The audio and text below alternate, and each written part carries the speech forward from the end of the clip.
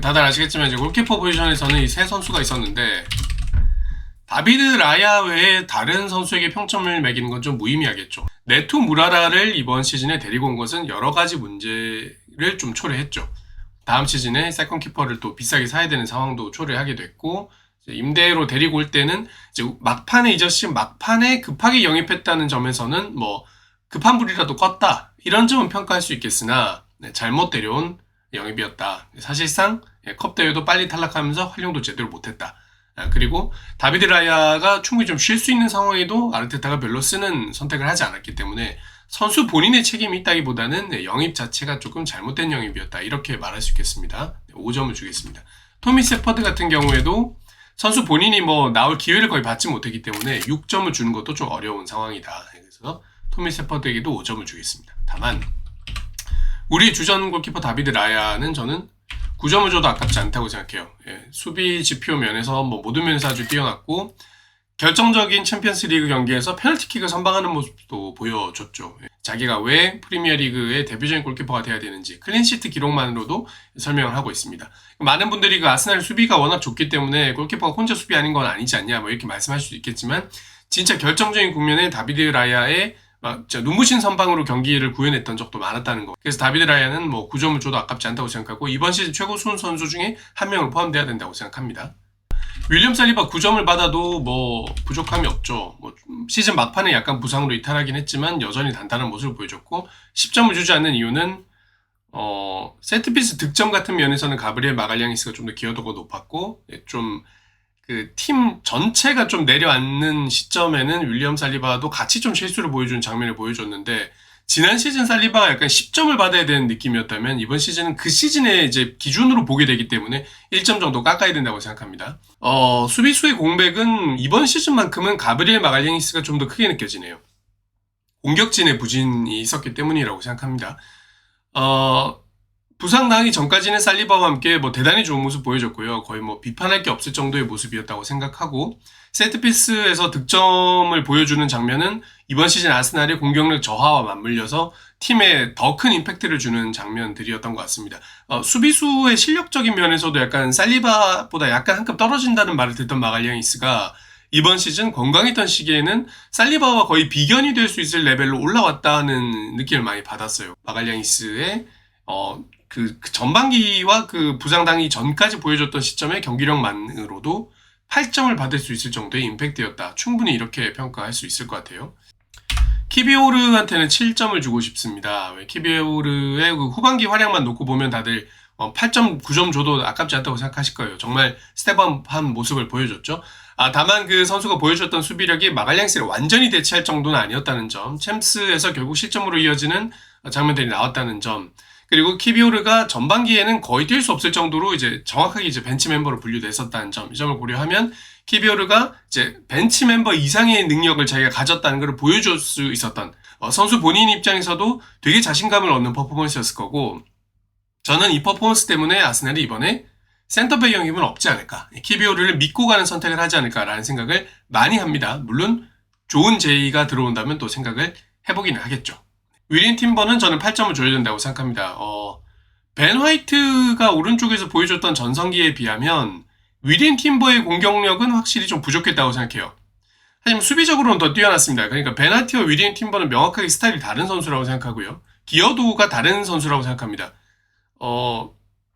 막 한쪽이 월등하게 높은 선수다 이렇게는 말할 수 없다고 생각해요.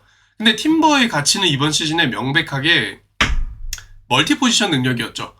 지금 수비진 초반에 막 이렇게 막 다들 막 나가 떨어졌을 때 팀버가 막 좌우로 오가고 센터백까지 보면서 이번에 백업을 잘 해줬습니다. 그런 면에서 팀의 기여도를 더 높게 평가해야 된다고 생각하고 저는 사실 뭐 한 0.5점도 줄 수 있다고 생각하는데 그런 면에서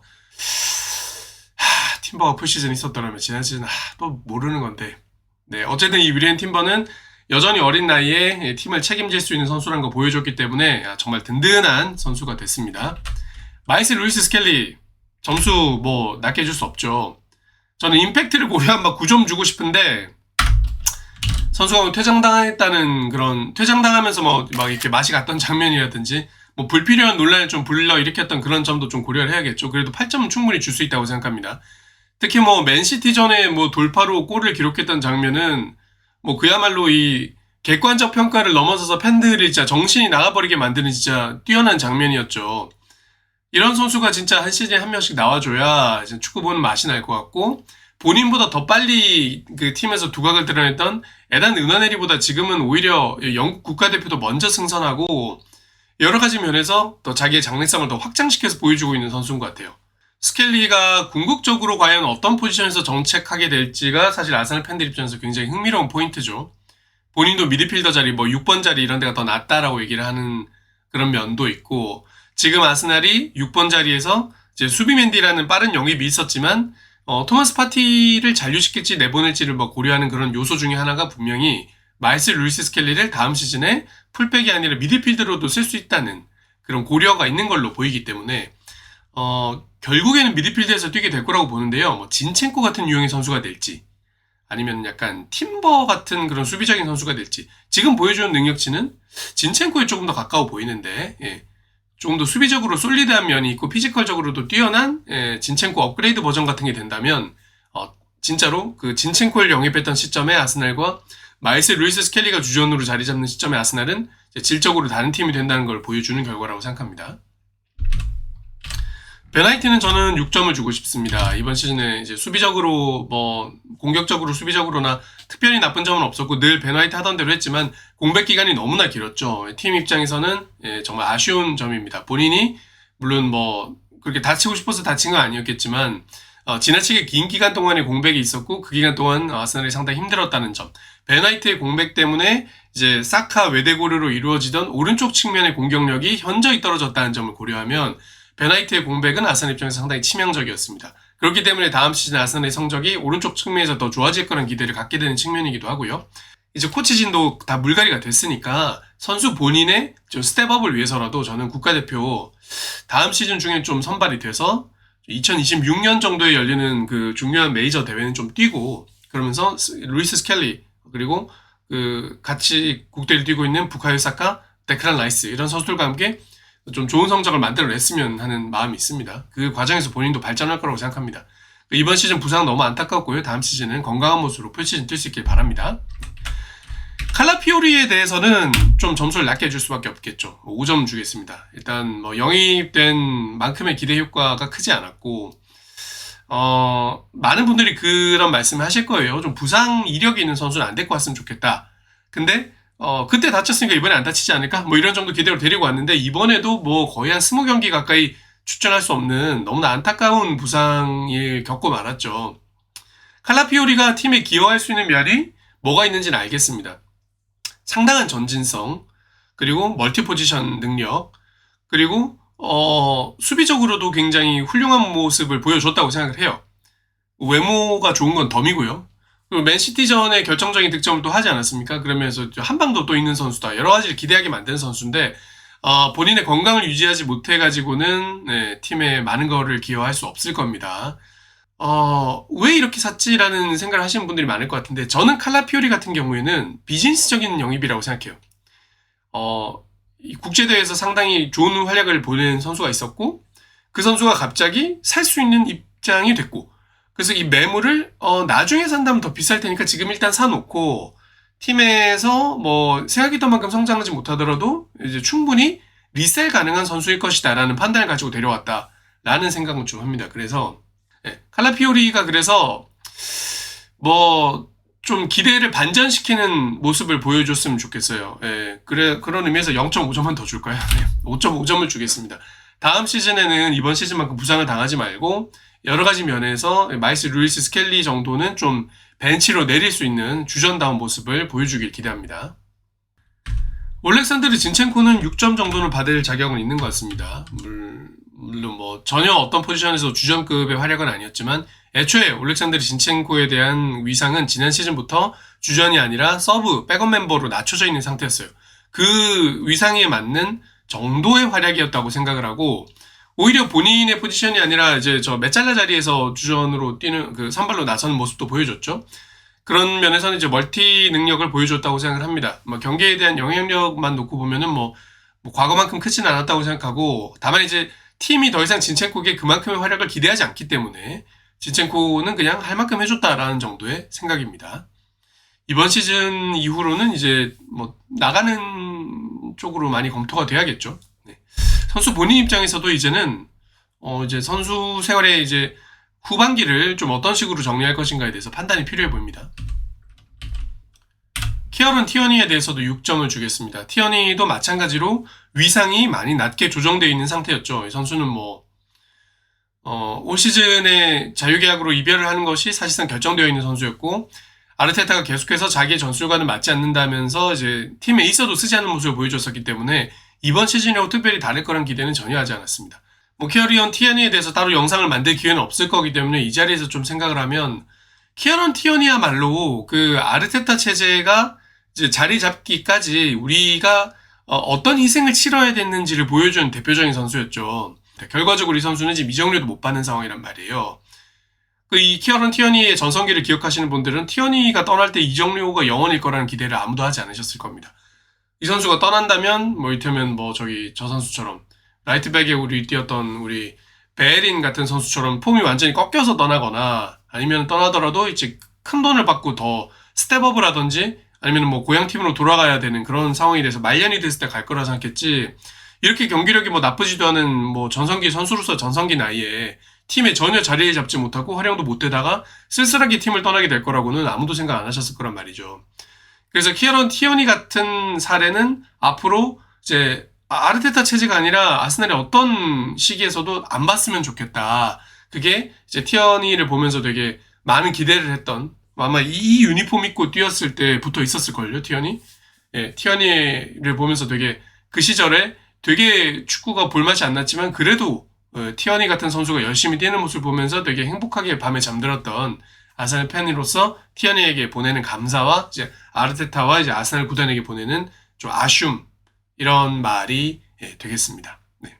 키어런 티어니 수고 많으셨고요. 네. 토미야스 타케히로는 3점을 줄 수밖에 없어요. 네, 다들 동감하시죠? 이번 시즌 단 한 경기도 못 뛰었죠. 토미야스 군이 이번 시즌에 했던 역할은 그 일본인 유망주 선수들이 영국에 놀러 왔을 때 이제 밥을 사주면서 이제 좋은 선수가 될 수 있을 거다 이렇게 멘토링을 해줬다고 그 사진 뜬 거 봤는데, 그게 아마 올 시즌 자기 인생 2024-2025 시즌 출전 기록 한 경기 6분 사우스햄튼전이었습니다.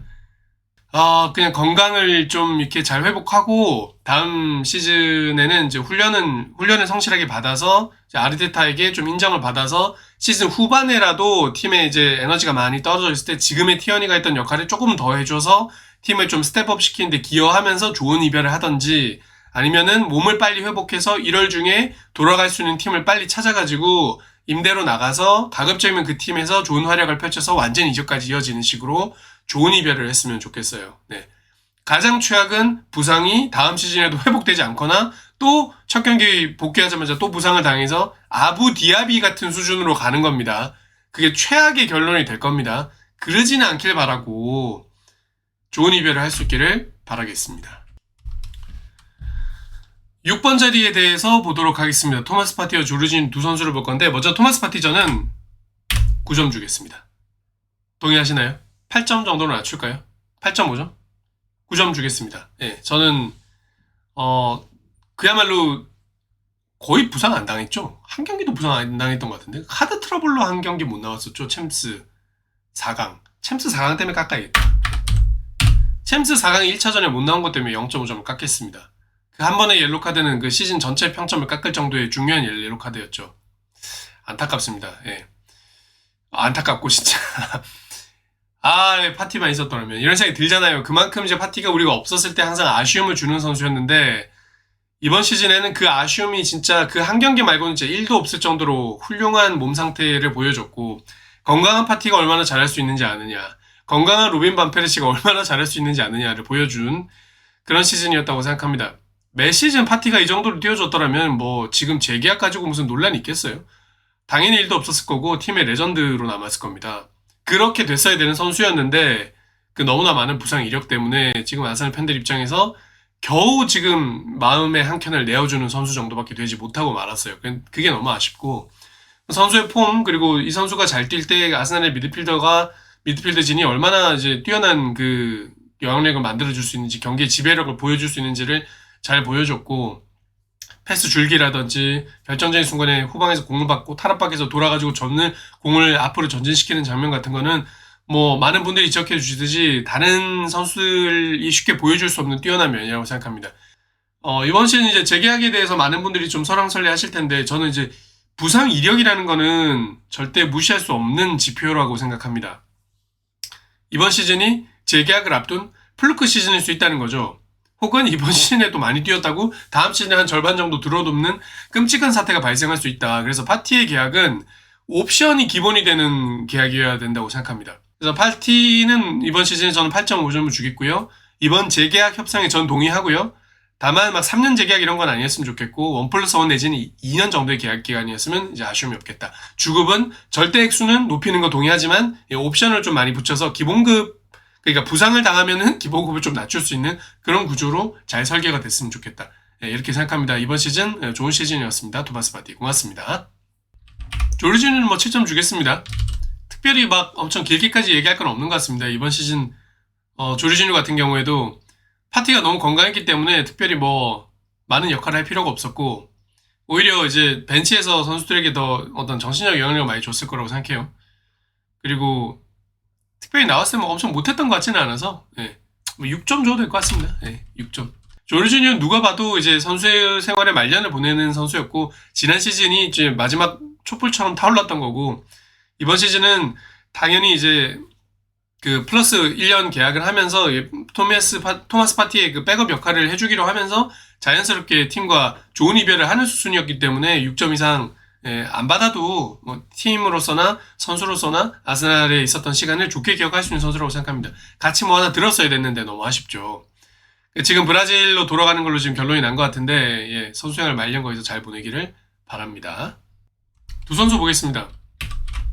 데클란 라이스 10점 줄게요. 반대하신 분 계신가요? 네, 저는 10점 줄 겁니다. 데클란 라이스는 자기가 왜 1억 파운드를 받고 영입돼야 되는 선수였는지 이번 시즌 다 보여줬다고 생각합니다.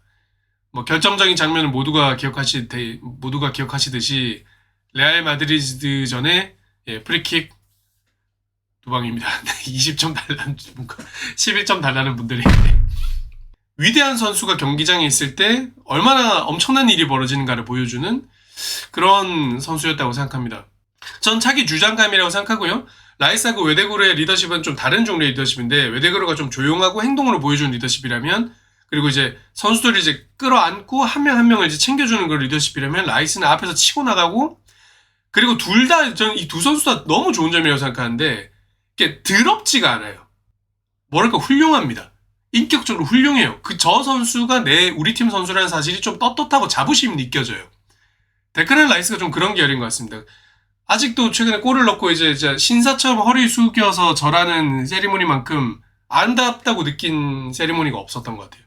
미켈 메리노 세리머니 빼고는 데클란 라이스가 진짜 속이 시원하게 만들어주고 우리 팀 진짜 멋진 팀, 좋은 팀이구나라는 생각이 들게 만드는 선수였어요. 그래서 데클란 라이스에 대한 애정이 되게 높아졌고요. 저는 6번 자리에서 8번 자리로 넘어가는 거에 대해서 반대하시는 분들 많으셨을 거예요. 데클란 라이스는 뭐 시즌 최고의 활약을 6번에서 보여줬고 거기서 월드클래스 선수가 됐는데 왜 굳이 8번으로 바꾸느냐에 대해서 많은 분들이 아르테타가 또 전술을 끼워 맞춘다 라고 하셨는데 클래스가 뛰어난 선수는 끼워 맞추는 거를 넘어선다 라는 거를 보여준 계기였다고 생각하고요. 파티가 못 나올 때는 6번 자리도 소화했었고요. 결과적으로 두 포지션 다 월드클래스로 뛸 수 있다는 걸 보여줬고 그런 점에서는 이제 데클란 라이스의 포지션 변경이 이번 시즌 완벽한 성공을 거둔 거에 대해서는 아르테타를 좀 비판하는 팬분들도 아르테타에게 한 0.5점 정도 가산점을 주셔야 되는 요소라고 생각을 합니다. 네, 데클란 라이스 최고의 활약이었고요. 다음 시즌 이 활약을 10-10-10으로 10-10-10으로 3시즌 연속 이어가고 챔피언스 리그 컵도 들고 우리 리그 우승컵도 같이 들고 아스날에서 종신합시다. 마틴 웨데고르 평가로 넘어가겠습니다. 좋은 점수 주기 힘들 거라고 생각합니다. 저는 뭐 과감하게 5점을 주겠습니다. 왜냐면 기대치가 높았기 때문입니다. 웨데고르 같은 선수들은 지난 시즌에 거의 거의 9점, 10점 왔다 갔다 하는 그런 활약을 보여줬고 그 전에는 커리어 하이급 필드골을 거의 득점을 한 10점, 15점씩 하는 시즌도 보여줬는데 이번 시즌 한 골이에요. 어떤 날카로움이 부족해졌죠. 그 결정적인 천재적인 패스 볼을 가지고 뭐 움직이면서 기동력 있게 선수 하나를 제껴내고 결정적인 순간에 뭐 중거리 슛 날리는 모습, 선수들과의 유기적인 움직임과 창의적인 패스로 공격의 활로를 여는 모습이 없어졌다. 저는 그 앞에서 베너이트 때 얘기를 말씀을 드렸지만 그 오른쪽 삼각편대가 제대로 작동하지 못한 게 컸다고 생각하고 웨데고르와 사카가 번갈아 가면서 부상을 당했던 게 치명적이었다고 생각합니다. 마틴 웨데고르 다음 시즌에는 달라진 모습 보여주길 바랍니다. 팀이 여전히 올라갈 수 있는 여지가 있다는 걸 웨데고르의 평점이 보여준다고 생각해요. 사카는 8점 주겠습니다. 9점 10점 받을 정도는 아니었다고 생각합니다. 부상도 있었고 뭐 특별히 뭐 논평할 게 없는 선수예요. 그냥 뭐 부카요 사카는 항상 부카요 사카라서 지금 이제 당연히 수비수가 2명 3명 붙는 거는 기본이 됐고 그 기본을 다 뚫어내는 것도 사카의 이제 노말이 돼버려서 이 사카가 부상을 이번에 안 당했더라면 저희가 승점을 한 5점에서 10점은 더 추가를 했겠죠. 국제대회가 너무 많아졌다는 거, 그리고 루즈타임 같은 게 길게 적용되면서 선수들이 실제로 뛰어야 되는 시간 자체가 늘어났다는 거, 이런 변화에 아르테타가 대응을 못했어요. 그 결과가 부카요 사카 같은 사례로 일어나는 거고요. 10년 전에 최고의 선수들이 70경기, 80경기를 뛰는 겁니다. 지금은 못 뛸 수도 있는 겁니다. 왜냐하면 축구가 달라졌기 때문이에요. 축구계가 달라졌기 때문이에요. 여기에 대해서 빨리 적응을 해야 되고 부카요 사카 같은 선수들, 마틴 웨데고르 같은 선수, 카이 하베르츠 같은 선수가 가브리엘 마르티넬리 같은 선수 이렇게 4명의 공격진이 돌아가면서 2달씩 부상을 끊으면 아스날이 절대 우승 못합니다. 네. 부상 관리가 필요하다는 거를 뭐 전적으로 보여주는 거고 사카는 다음 시즌에 커리어 하이를 찍길 바라겠습니다. 은하넬이 7점 줘도 되겠죠? 7.5점 줄까요? 네. 8점 줘도 될 것 같은데 그 후반기에 또 못 나왔기 때문에 사카가 없을 때 진짜 너무 좋은 모습 보여주다가 후반기에 못 나왔기 때문에 약간 점수를 깎는데 10점 줄게요. 네. 시대 선수가 프리미어 리그에서 지금 9골째를 넣었는데 7.5점 주겠습니다. 은하네리는 이번 시즌 루이스 스켈리와 함께 이제 히트 아이템이었죠. 사카가 없을 때 왼쪽 측면에서 사카를 연상시키는 왼쪽 가마차기 많이 보여줬고 이 선수가 지금 보여주고 있는 공격 포인트만 해도 에메이 스미스로우나 부카요 사카의 데뷔 시즌을 뛰어넘는 모습 보여주고 있기 때문에 아스날의 미래는 밝다고 할 수 있겠습니다. 중요한 건 이제 자기의 주 포지션 자리를 잡는 건데 10번 자리를 뛸 수 있다는 얘기도 있고 라이트 윙을 뛸 수 있다는 얘기도 있고 왔다 갔다 하면서 뛰고 있어서 자기 자리를 정확히 잡는 게 중요하고 이 선수 때문에 아마 사카와 웨데고르 백업 자리에 투자해야 되는 돈을 잠시 아낄 수 있는 긍정적 효과가 있을 거라고 생각해요. 문제는 이 선수가 장기적으로 팀에서 어떤 위상을 얻게 되느냐입니다. 프리미어리그 하위권의 팀에 가면 분명히 주전을 뛸 수 있는 선수일 거예요. 2부 리그를 가도 마찬가지입니다. 근데 지금 임대를 갈 시점은 이제 지났단 말이에요. 팀에서 경쟁을 해야 돼요. 그러면 일단 컵 대회는 다 나와야 될 거고 챔피언스 리그도 조별 예선 정도에서는 2-3경기 정도는 뛸 수 있게 해줘야 된다고 생각합니다. 그러니까 시즌에 20경기 정도는 선발을 띄워야 된다. 이 선수가. 근데 부카요 사카가 풀 시즌을 뛰어버리면 이 선수가 뭘 할 수 있나. 그 고민이 좀 되는 거고 근데 그렇다고 해서 지금 너무 빠르게 위상을 올려주기엔 나이가 너무 어려요. 너무 어리기 때문에 이게 이제 고민이 되는 겁니다. 어린 선수가 잘할 때 팀에 고민이 되는 건데 부카요 사카를 밀어낼 수 있는 선수는 분명히 아니죠. 그렇기 때문에 이제 교체 출장에 대해서 좀 아르테타가 유연한 관점을 가질 수 있어야 되고 그러려면 팀이 조기에 경기를 결정짓고 후반에는 주요 선수들의 배터리를 갈아줄 수 있는 좀 긍정적 선순환이 이루어져야 됩니다. 그러려면 득점이 빨리 터져야 되는 거죠. 수비를 잘하는 팀이 리그를 우승한다는 말이 있지만 아스날이 수비를 아무리 잘해도 80분까지 무승부인 0-0인 상황이면 아르테타가 부카요 사카를 바꿔줄 수가 없는 겁니다. 그래서 우리가 톱과 레프트 윙 자리에 뛰어난 선수를 데리고 와서 전반전에 2-0, 3-0을 만들고 후반전에는 경기 양상을 바꿔서 이제 데리고 있는 선수들의 로테이션을 가져가면서 주요 선수들의 휴식을 주는 한 골 정도 더 먹더라도 그런 식으로 할 수 있는 팀이 돼야 된다는 거고 그렇게 되면 에단 은하네리에 대한 우려는 사라지게 될 겁니다. 이 선수가 뛰지를 못해서 재계약 안 하는 거 아니야? 뭐 이런 우려는 없어질 거라고 생각하고 지금 은하네리와 루이스 스켈리의 팀업 그리고 이제 팀에서 은하네리가 받고 있는 사랑 이런 걸 생각하면 치도 오비 마틴이라든지 뭐 그런 선수처럼 팀을 버리고 떠날 계열은 아니라고 생각해요. 미카 비어레스라든지 그렇게 팀과 좀 아다리가 안 맞았던 계열도 아니고, 은하네리는 팀에서 분명히 앞으로 부카요 사카의 뒤를 이어서 좋은 위상을 차지해야 되는 선수고, 이 선수에게 걱정이 되는 거는 행여나 스미스로처럼 부상을 겪게 된다든지, 아니면은 뭐 이상하게 일이 잘못돼서 뛸 자리가 없어져가지고 붕 떠서 갑자기 자유계획으로 가버린다든지 이런 건데, 그 모든 거를 막아야 되겠다. 네, 이런 말씀 드리겠습니다. 스탈링까지만 보고 말씀을 나눌 건데, 전 4점을 주겠어요. 지금 제 마음속에서 심리적 최저점은 3점입니다. 3점 밑으로는 약간 그러니까 한 시즌도 못 뛰었던 토미어스가 3점이잖아요. 스털링을 데리고 왔을 때는 1인분을 기대했죠, 모두가. 네. 부카요 사카가 부상을 당했을 때 지금이야말로 스털링이 나설 때다라고 생각했는데 같이 부상을 당했고, 한 몇 경기 더 나왔죠? 안 좋은 경기가 3개 정도 있으면 좋은 경기가 하나 정도 있었습니다. 일단 아르테타가 전반기에 조금 더 써줬어야 된다고 생각합니다. 너를 쓸 생각이 있고 너를 좀 쓸 거고 네가 이런 역할을 부여받아서 가서 그 역할만 하면 너는 이거 다 하는 거야. 근데 전반기에 일단 기회가 없었고, 저는 그때 본인이 약간 현타가 오지 않았을까 이런 생각이 좀 들고, 당연히 본인의 폼자 있고요. 지금 제가 말씀드린 건 당연히 저하되어 있는 폼을 끌어올릴 수 있는 멘탈적인 코칭이 필요한 선수였는데, 그 코칭이 이루어졌냐? 이루어지지 않은 것 같고, 결국 본인의 능력으로 보여줘야 되는 상황이었는데 못 보여줬습니다. 토미아스를 0점으로 내리는 게 맞을 수도 있을 것 같습니다. 네. 그렇게 한번 해볼까요? 그 말씀도 맞는 것 같네요. 뛰지 못한 선수에게 3점을 주는 게 맞는가에 대한 저도 약간의 회의가 들기 시작하네요. 그럼 이렇게 정리하겠습니다. 네. 6점이 에버레지긴 하지만 이런 식으로 정리를 하겠습니다. 의미를 좀 바꿔서. 네. 잠깐만요. 네, 그 기준으로 제가 2점 줄게요. 그러니까 잘한 경기도 있기 때문에, 애초에 이 선수가 주전을 뛰러 온 선수도 아니고, 네, 잘한 경기도 있기 때문에, 네. 토미아스가 0점일 때 스털링 2점 정도로 정리를 하겠습니다. 2명 맞죠? 네. 이 선수들을 어찌해야 되나. 이 선수들이 1인분이라도 해줬더라면 레프트 윙 자리에 대규모 투자가 필요하다는 얘기가 1년 내내 나오진 않았겠죠. 그런 점에서 저는 마르티넬리 6점, 트로사르 5점 정도를 주려고 하는데, 마르티넬리가 챔스에서 결정적인 득점을 하나 했기 때문입니다. 리버풀전인가요? 리버풀전에서 득점과 레알 침몰골을 넣었기 때문입니다. 그러니까 자기가 가진 그 확실한 툴을 하나 보여줬다는 점에서 마르티넬리에게 점수를 좀 더 주는 거고요.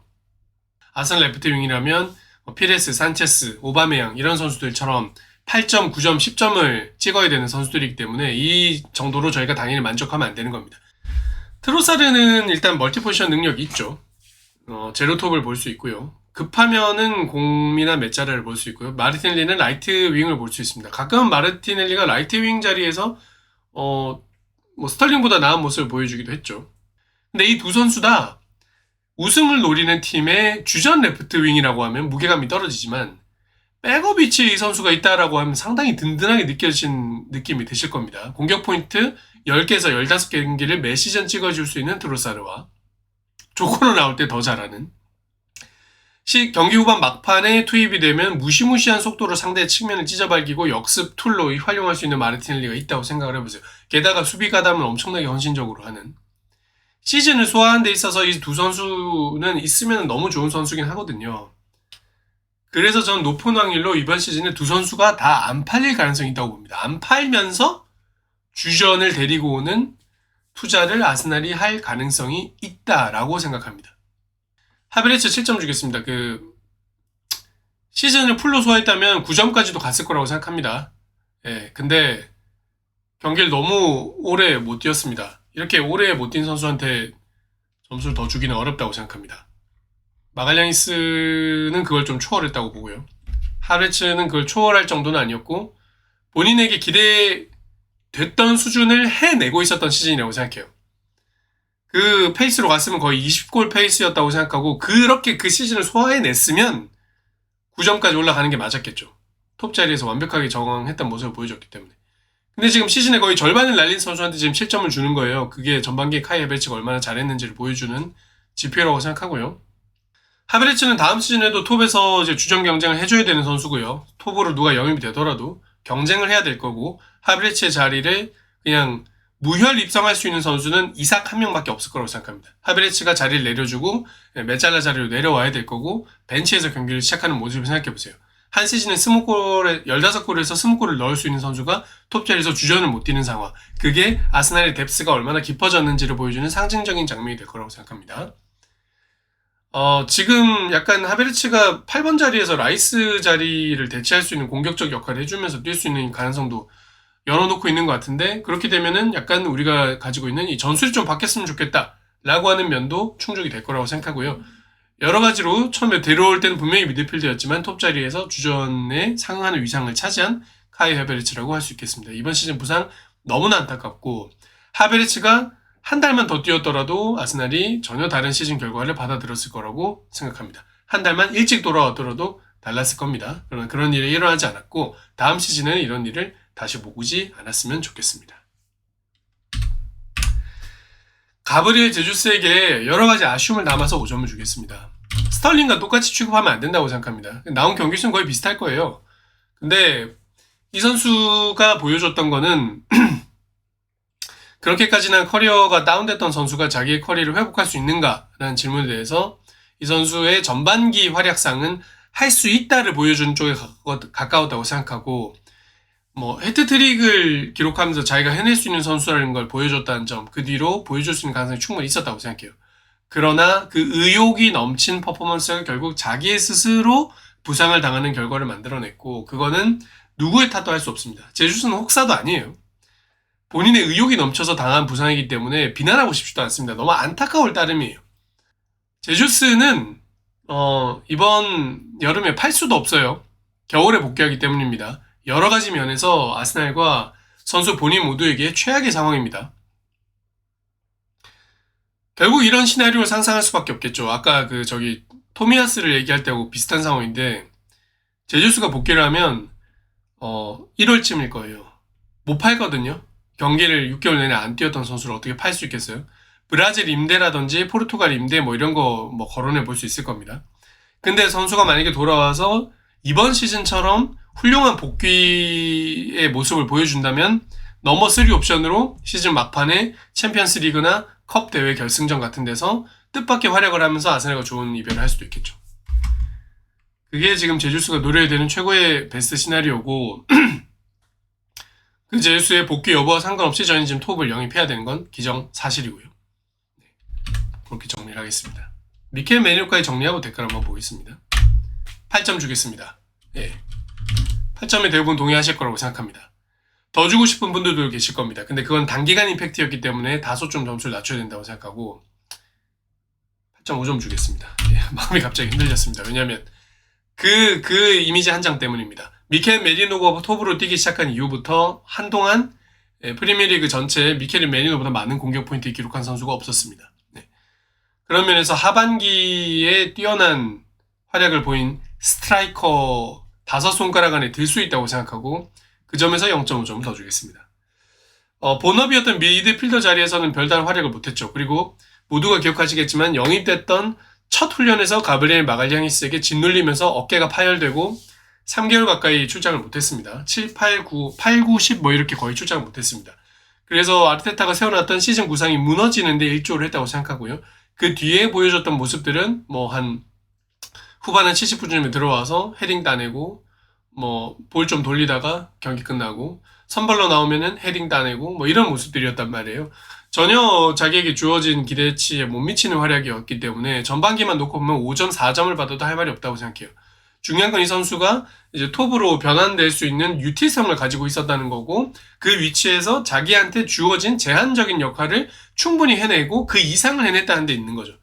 이거는 본인이 가지고 있는 그 여러 가지 툴들이 많다는 걸 보여주는 것 같고요. 자칫하면 팀에 적응을 실패할 수 있었던 선수가, 초반에 큰 부상으로 적응을 실패할 수 있었던 선수가 진짜 특이하게 다른 경로로 이 팀에 적응하는 방법을 찾아내고 기여하는 방법을 찾아내고 무엇보다 팬들에게 사랑받는 방법을 찾아냈다는 데서 너무나 큰 장점이라고 생각해요. 이젠 미켈 메리노를 싫어하는 사람 아무도 없잖아요. 네. 메리노가 다음 시즌에 톰을 뛰게 될지는 모르겠습니다. 지금처럼 전원이 부상당하지 않는 이상 안 뛸 거라고 생각하고요. 후반 막판에 전술 변화를 가져가면서 상대팀을 헷갈리게 하는 그런 약간 트릭스터의 요소를 쓰긴 하겠지만 주전 선발이 되거나 그런 일은 없을 거라고 생각해요. 다시 본인의 자리로 돌아와서 8번이나 6번 자리에서 적절한 백업 역할을 해주고 자기가 미드필더에서 다른 걸 뭘 할 수 있는지를 보여줘야 됩니다. 그럼에도 불구하고 미켈 메리노를 톱으로 전환시키는 데 성공했다는 점은 역시 감독으로서의 아르테타의 점수의 0.5 정도를 가산해줘야 되는 요소로 작용한다. 이 점은 명확하게 말씀을 드려야 될 것 같습니다. 스트라이커 모든 선수들 중에 평점이 제일 많이 받은 선수가 미켈 메리노라는 게 왜 우리가 이번 시즌 톱을 영입해야 되는지를 보여주는 요소라고 할 수 있겠습니다. 아르테타 감독에 대해서 저는 6.5점을 주겠습니다. 네, 동의할 수도 없는 분들이 많다는 거 알고 있습니다. 네. 이렇게 설명을 드릴게요. 선수 관리 면에서는 잘못됐습니다. 분명히 잘못됐습니다. 결론을 내려야 된다고 생각해요. 아르테타의 선수 관리법은 잘못됐고 더 이상 그렇게 유지되면 안 됩니다. 피드백이 있어야 됩니다. 코치진이 말을 해주든지 아니면 구단주가 말을 해주든지 말을 해줘야 돼요. 아르테타는 바뀌어야 됩니다. 전술적인 면은 잘 모르겠어요, 저는. 왜냐하면 전술에 대해서 평가하기에는 선수가 핵심 선수 부상이 너무 많았어요. 근데 이 감독의 감독의 전술이 아니라 감독이 데리고 있는 선수들이 문제를 발생시킨 게 감독이 선수단 관리를 못해서 생긴 문제니 이 경기력이 떨어지는 거는 아르테타가 책임을 질 수밖에 없는 문제인 겁니다, 이번 시즌은. 네. 선수들은 잘 해줬어요. 그 점에서 점수를 상당히 낮게 줘야 되는 거고, 결과로 말을 해야죠, 또. 결과적으로 좋았다라면 아르테타에 대해서 또 점수를 높여줘야 되는 측면인데, 우승은 못했지만 3년 연속 리그 2위를 했다는 거, 이건 어떻게 보면 위리겐 클럽에 비견될 수 있는 업적인 거고, 그리고 챔피언스 리그 4강에 진출시켰다는 거, 2009년 이후로 16년 만의 일입니다. 저도 4강을 언제 봤는지 기억이 잘 안 나요. 저 그때 군인이었어요. 군대에서 봤거든요. 박지성 앞에서 키어런 깁스가 미끄러지는 걸. 그때 아스날은 4강에 갈 전력이 아니었어요. 명백하게. 근데 어쨌든 갔단 말입니다, 4강을. 그러면 그때 아스날 팀을 평가를 해줘야 되는 거죠. 벵거 감독이 평가를 해줘야 되는 거고. 지금 마찬가지로 아스날의 지금 경기력은 제가 생각할 때는 챔스 4강에 들 정도의 경기력이었는가? 그 시점에 그 선수단이 저는 아닐 수도 있다고 생각해요. 근데 어쨌든 갔단 말이에요. 레알 마드리드를 그렇게 보란듯이 격파하면서. 그럼 이건 평가를 해줄 수밖에 없다. 예. 근데 어쨌든 트로피를 못 들지 않았느냐? 파리와의 준결승전 말아먹지 않았느냐? 그 점도 고려를 해야 되는데 그 자리까지 간 것도 평가를 하지 않을 수 없다는 거죠. 핵심 선수의 이런 수많은 부상 속에서. 그래서 아르테타 그런 얘기 할 때마다 아마 많은 분들이 변명하고 있네라고 생각하시겠지만 저는 그 변명이 본인으로서 보는 일리가 있는 변명이라고 생각해요. 너무 많은 부상이 있었고 그럼에도 불구하고 우리는 이 자리까지 왔습니다. 하지만 우리는 더 나아가야 됩니다. 근데 이 자리까지 오기에 아르테타가 선수단 관리를 조금만 더 잘했더라면 이 상황 자체가 발생하지 않았을 겁니다. 그 일장일단이 다 있습니다. 부족한 선수진 가지고 성과를 낸 점은 아르테타의 성과고 더 잘할 수 있는 선수진을 그 상황으로 만든 것은 아르테타의 문제입니다. 그래서 저는 플러스 마이너스 6점을 플러스 마이너스에서 5.5에서 6점 정도를 줄 수 있다고 생각하는데 6점이 평균이라는 점에서요. 미켈 메리노의 포지션 변환과 데클란 라이스의 포지션 변환 성공을 통해서 감독으로서 자기가 선수들을 어떻게 발전시킬 수 있는지를 증명한 시즌이라고 보기 때문에 거기에 대해서 0.5점을 더 주겠습니다. 그래서 6.5점입니다. 아르테타. 6.5점짜리 감독은 당연히 리그 우승도 할 수 없는 거고요. 챔피언스 리그 우승도 시킬 수 없는 겁니다. 7점, 8.9점짜리 감독이 돼야 됩니다. 그러려면 선수단 관리를 잘해야 됩니다. 선수단 관리가 2점입니다. 네. 아르테타는 그걸 보여줘야 되고요. 겨울에 본인이 영입 안 한 건 아니라는 말씀을 저희 라이브에서는 계속 말씀드렸죠. 아르테타는 톱 영입을 원했습니다. 구단이 영입하지 않았죠. 그거는 아스날 구단에 대한 평가를 따로 해야 되는 측면이 있습니다. 아스날 구단의 도박은 실패했습니다. 아르테타의 도박은 아니었습니다. 아르테타는 와킨스를 데리고 오길 원했습니다. 6천만 파운드를 투입해서. 근데 6천만을 투입해서 와킨스를 데리고 왔다면 리그 우승 챔스 우승은 둘 다 했을까? 저는 아니라고 생각합니다. 못했을 거라고 생각해요. 아슬아슬하게 못했을 거라고 생각해요. 할 수도 있었겠죠. 그런 점에서 도박입니다. 근데 6천만 파운드를 아꼈기 때문에 저희는 그러니까 이번 여름에 호드리구나 이삭을 데리고 올 수 있는 가능성이 있어요. 만약에 그때 6천만을 썼으면 이번엔 그 정도면 못하는 겁니다. 그렇기 때문에 아르테타와 아스날의 도박은 이번 여름 이적 시장에서 누구를 데리고 오냐와 결부시켜서 평가해야 된다고 생각해요. 이건 도박을 한 거기 때문에 그 배팅은 아직 끝나지 않았습니다. 예. 저희가 이번 시즌을 희생시킨 대가로 다음 시즌 무엇을 얻을지까지를 함께 평가해야 된다고 생각해요. 그 정도 도박을 할 수 있는 게 아르테타가 지금 구단으로부터 어떤 도박을 함께 하더라도 함께 연대 책임지고 잘리지 않고 다음 시즌 자기의 청사진을 펼칠 수 있는 권한을 부여받은 감독이기 때문에 가능합니다.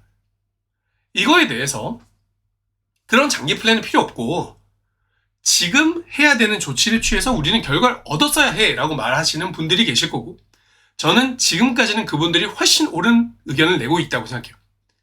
저는 가능하다고 봤거든요. 혹시 1월에 영입하더라도 영입을 안 하더라도 혹시 어떻게 해서 안 다쳐가지고 잘 될 거라 생각했는데 마르티넬리 다치고 하베르츠 다치는 순간 아 망했구나 했단 말이에요.